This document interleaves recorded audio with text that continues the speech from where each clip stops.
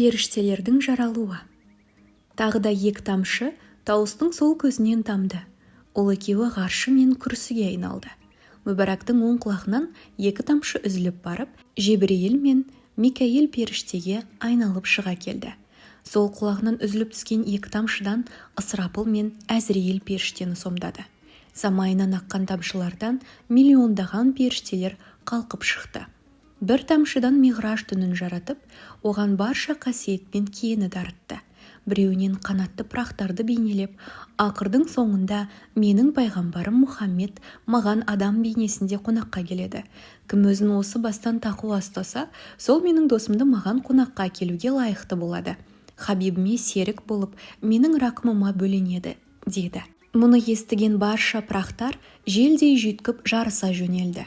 Олар сол сағаттан бастап Мұхаммед пайғамбар Миғраж түні аспанға ұшқанға дейін оны тағатсыздана күтіп, бір-бірінен тақуалықта озуға тырысты. Төртінші тамшыдан және бір періштені жаратып, ақырдың соңында Мұхаммед Миғражға көтеріледі.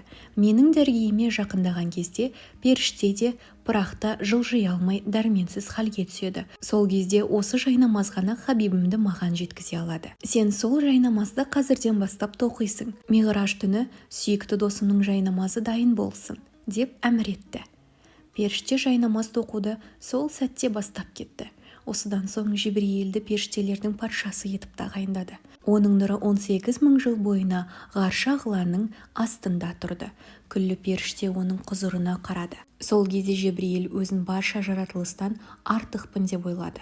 Сосын ол: «Я Тәңірім, менен де артық, менен де үлкен жаратылған нұр бар ма?» деп сұрады. Сол кезде Алла: «Әй Жебірейіл, көкке қара», деді. Қараса, төбесінде жарқыраған үлкен нұр тұр екен. Көркем нұрдан көзін айырып ала алмай, есеңгіреп тұрып қалды. Есін жинап, зер салып қарап еді, оның қасында 4 нұр және жанып тұр екен. «Уа Тәңірім, бұл қандай нұр?» деді. Сонда Алла: «Әй Жебірейіл, әдепті бол. Сенің өзіңді осы нұрдың бір тамшысына жараттым. Ол нұр болмаса, сен де мына нығметтің ұшқынында көрмес едің. Бұл Мұхаммед Мұстафаның нұры. Ол менің Хабибім, сен оған салауат айт», деп бұйырды. Жебірейіл салауат айтты. Сосын жанындағы 4 нұр кімдікі деп сұрады. Ол Мұхаммедтің 4 серігі, 4 шатияр, Әубәкір, Омар, Оспан, Әлидің нұры, деді. «Я Тәңірім, бұл 4-еуінің нұры басқалардан артық па?» деді. Алла тағала: «Мен 4 шадиярдың басын басқалардан артық еттім. Кім бұларды өзіне дос санаса, маған да дос болады. Кім бұларды дұшпан көрсе, менімен қас болады. Бұлардың достарын да, дос көрген құлдарымды мен жұмаққа кіргіземін», деді.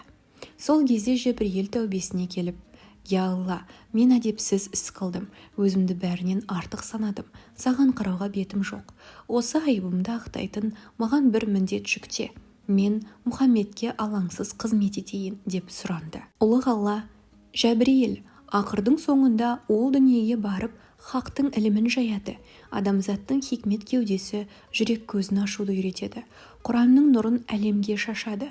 Оның дәрежесі қандай ұлық болса, міндеті де сондай ауыр. Миғраж түні болғанда Мұхаммедті дәргейіме қонаққа шақырам. Сен сол түні оны пырақпен бірге арш әлемін аралатып қыдыртасың. 7 тозақ, 8 жәннатты көрсетесің», деді. Осылайша Жебірейілдің көңілі жайланды. Тауыстың тұмсығынан 8 тамшы және тамды. Одан 8 жұмақ жаралып, айнала нұрлана түсті.